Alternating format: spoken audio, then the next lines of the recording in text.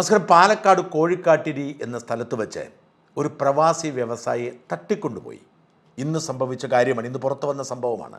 മലപ്പുറം കാളികാവിലെ തൻ്റെ വലിയ വസതിയിൽ നിന്നും നെടുമ്പാശ്ശേരി വിമാനത്താവളത്തിലേക്കുള്ള യാത്രക്കിടയിലാണ് കോഴിക്കാട്ടിരിയിൽ വെച്ച് അദ്ദേഹത്തിൻ്റെ 1.5 കോടിയോളം രൂപ വരുന്ന വെൽഫെയർ കാർ തടഞ്ഞു നിർത്തി ആ കാറിനെ ആക്രമിച്ച് തട്ടിക്കൊണ്ടുപോകുന്നത്. മലപ്പുറം കാളികാവിൽ വീടുള്ള, മലപ്പുറത്തും സൗദി അറേബ്യയിലും മറ്റു പല രാജ്യങ്ങളിലും ആശുപത്രികളും വ്യവസായ സ്ഥാപനങ്ങളുമൊക്കെയുള്ള മുഹമ്മദ് അലി എന്നയാളെയാണ് തട്ടിക്കൊണ്ടുപോയതും ക്രൂരമായി മർദ്ദിച്ചതും. ആലിങ്കൽ മുഹമ്മദ് അലി എന്നാണ് ഇദ്ദേഹത്തിൻ്റെ പേര്. ഇദ്ദേഹത്തെ തട്ടിക്കൊണ്ടുപോയവർ ക്രൂരമായി മർദ്ദിച്ചെന്നും ഷൊർണൂറിന് സമീപം ഒരു വീട്ടിൽ കെട്ടിയിട്ടാണ് അദ്ദേഹത്തിൻ്റെ ശരീരത്തിൽ പരിക്കേൽപ്പിച്ചതെന്നും ഒടുവിൽ അദ്ദേഹം ഓടി രക്ഷപ്പെട്ടു എന്നും പറയുന്നു. പ്രതികൾ ആരെന്ന കാര്യത്തിൽ പോലീസിന് ഇതുവരെ ഒരു നിഗമനവുമില്ല. ഏതെങ്കിലും തരത്തിലുള്ള സാമ്പത്തിക ഇടപാടുകളായിരിക്കാം മുഹമ്മദ് അലിയെ തട്ടിക്കൊണ്ടുപോയി ക്രൂരമായി മർദ്ദിക്കാൻ കാരണമായതെന്ന് പോലീസ് സംശയിക്കുന്നു. ഗൾഫിലെ പല പ്രവാസി വ്യവസായികളും, പ്രത്യേകിച്ച് മലബാറിൽ വേരുള്ള പല പ്രവാസി കച്ചവടക്കാരും ഇത്തരത്തിൽ ദുരൂഹമായ ഇടപാടുകളുടെ ഭാഗമായി ആക്രമിക്കപ്പെടുന്നത് പതിവാണ്. ഈ കേസ് ഒരിടത്തും എത്താൻ പോകുന്നില്ല. തട്ടിക്കൊണ്ടുപോയവരും തട്ടിക്കൊണ്ടുപോവലിന് ഇരയായവരും പിന്നീട് ഒത്തുതീർപ്പിലെത്തും. പരസ്പരം ആർക്കും പരാതിയില്ല എന്ന് പറഞ്ഞ് ഇതങ്ങ് മുങ്ങിപ്പോകും. ഒരു കോടീശ്വരനെ തട്ടിക്കൊണ്ടുപോയി ശരീരത്തിൽ മാരകമായി പരിക്കേൽപ്പിച്ചതുകൊണ്ട് മാത്രമാണ് ഇത് വിവാദമായി മാറുന്നത്. എന്നാൽ അത്ര നിസ്സാരമായി ഇതിനെ അങ്ങ് വിട്ടുകളയാൻ കഴിയുമോ? നമ്മുടെ ഈ കൊച്ചു കേരളത്തിൽ ഇങ്ങനെയൊക്കെ സംഭവിക്കുമ്പോൾ കൈയും കെട്ടി എങ്ങനെ ഇരിക്കാൻ കഴിയും? പിണറായി ഭരണത്തിൻ്റെ കാലത്ത് ഒരാളും സുരക്ഷിതരല്ല എന്നതിൻ്റെ ഏറ്റവും ഒടുവിലത്തെ ഉദാഹരണമാണിത്. കോടീശ്വരനായ ആഡംബര കാറിൽ സഞ്ചരിക്കുന്ന ഒരാളെ തോക്കു ചൂണ്ടി കേരളത്തിൽ നിന്ന് തട്ടിക്കൊണ്ടുപോവുക, ക്രൂരമായി മർദ്ദിക്കുക, കെട്ടിയിട്ട് പീഡിപ്പിക്കുക എന്നൊക്കെ പറയുന്നത് ചെറിയ കാര്യമല്ല. കേരളത്തിൽ ഇതൊന്നും സംഭവിക്കില്ല എന്നാണ് നമ്മൾ കരുതിയതെങ്കിൽ തെറ്റിപ്പോയിരിക്കുന്നു. ഇന്ന് കേരളം ഒരു അധോലോക മാഫിയ കേന്ദ്രമായി മാറി. ആർക്കും ആരെയും വെടിവെക്കാം, തട്ടിക്കൊണ്ടുപോവാം, കൊന്നുകളയാം, ഒന്നും സംഭവിക്കില്ല എന്ന അവസ്ഥയിൽ ഈ നാടെത്തിയിരിക്കുന്നു. ഏതാനും ആഴ്ചകൾക്ക് മുമ്പാണ് തൃശ്ശൂരിലെ രാഗം തിയേറ്റർ നടത്തിപ്പുകാരൻ MK സുനിലിനെ ഇതുപോലെ കൊട്ടേഷൻ സംഘം ആക്രമിച്ചത്. സുനിൽ വൈകുന്നേരം തൻ്റെ തൃശ്ശൂരിലെ വരന്തരാപ്പള്ളിയിലുള്ള വീട്ടിലേക്ക് എത്തുമ്പോൾ ഒരു സംഘം ഓടിയെത്തി ക്രൂരമായി വെട്ടുകയായിരുന്നു. സുനിലിൻ്റെ ഡ്രൈവർക്ക് വെട്ടേറ്റു. കാറിൻ്റെ പിറകിലേക്ക് ചാടി മാറിയ സുനിലിൻ്റെ കാലിന് പലതവണ വെട്ടേറ്റു. മാത്രമല്ല, കാറ് കത്തിച്ച് സുനിലിനെ കൊല്ലാനും ശ്രമം നടന്നു. ഏറെ വൈകാതെ പ്രതികളെ പോലീസ് പിടിച്ചു.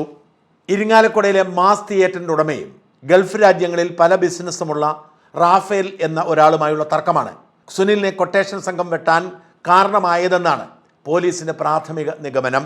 റാഫേൽ ചുമതലപ്പെടുത്തിയ സിജോ എന്നു പേരുള്ള റാഫേലിന്റെ മാനേജർ കഴിഞ്ഞ കുറേ കാലമായി റാഫേലിനു വേണ്ടി കൊട്ടേഷൻ സംഘം ചെയ്യുന്നു സിജോ എന്ന ആരോപണം സുനിൽ ഉയർത്തുന്നുണ്ട്. ഈ സിജോയുടെ നേതൃത്വത്തിലായിരുന്നു സുനിലിനെ വെട്ടിയതെന്ന് പോലീസ് കണ്ടെത്തി. സുനിലിന്റെ കാർ ആക്രമിച്ചപ്പോൾ ആക്രമികളുടെ കയ്യിൽ നിന്നും ചുറ്റിക കാറിനുള്ളിൽ വീണിരുന്നു. ആ ചുറ്റിക എടുത്ത് ഫോറൻസിക് പരിശോധന നടത്തി. ആ ചുറ്റിക വാങ്ങിയ തൃശ്ശൂരിലെ കട പോലീസ് കണ്ടെത്തുന്നു. ആ കടയിലെ CCTV ദൃശ്യങ്ങൾ പരിശോധിച്ചപ്പോൾ തൊട്ടടുത്ത് കിടന്ന ഒരു കറുത്ത മഹീന്ദ്ര കാറിൽ സിജോ ഇരിപ്പുണ്ടായിരുന്നെന്ന് പോലീസ് കണ്ടെത്തിയാണ് സിജോയെ ഒന്നാം പ്രതിയാക്കിയത്.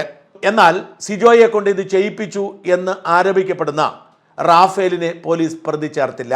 റാഫേലും സുനിലും തമ്മിൽ ദീർഘകാലമായി പ്രശ്നത്തിലാണ്. സുനിൽ ഒരു സിനിമാ നിർമ്മാതാവാണ്. റാഫേലിന് ഗൾഫ് രാജ്യങ്ങളിൽ സിനിമ ഡിസ്ട്രിബ്യൂഷനുണ്ട്.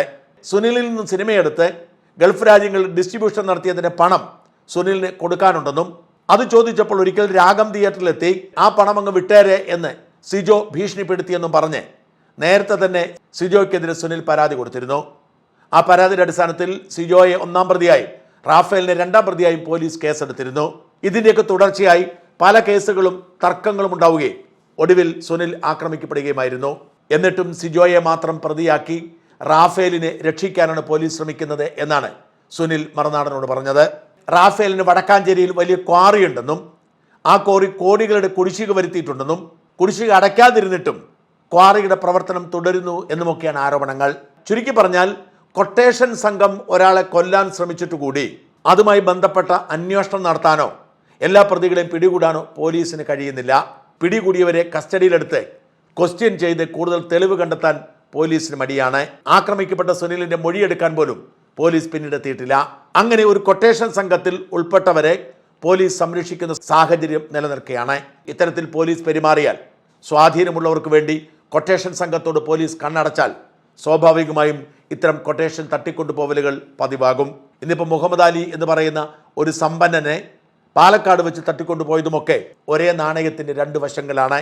പിണറായിയുടെ പോലീസിൻ്റെ ഉത്തരവാദിത്തമില്ലായ്മ, ക്രിമിനൽ സംഘങ്ങളോടുള്ള വാസന എങ്ങനെയാണ് കേരളത്തെ ഒരു ക്രിമിനൽ താവളമാക്കി മാറ്റുന്നത് എന്നതിന് തെളിവ്. കേരളത്തിൽ മര്യാദക്കാർക്ക് ജീവിക്കാൻ കഴിയാത്ത സാഹചര്യം രൂപപ്പെട്ടിരിക്കുന്നു. ഇവിടെ തട്ടിപ്പും വെട്ടിപ്പും ക്രിമിനൽ സംഘത്തിൻ്റെ പിന്തുണയും ഉള്ളവർക്കൊക്കെ മാത്രമേ സമാധാനത്തോടെ ജീവിക്കാൻ കഴിയൂ. ആരെയും തട്ടിക്കൊണ്ടുപോകാനും കൊല്ലാനും കൊട്ടേഷൻ കൊടുക്കാനും ഇവിടെ ഒരു തടസ്സവുമില്ല. ഇത്തരം കൊട്ടേഷൻ സംഘങ്ങൾക്കൊപ്പം കേരള പോലീസ് സജീവമായി പ്രവർത്തിക്കുന്നു.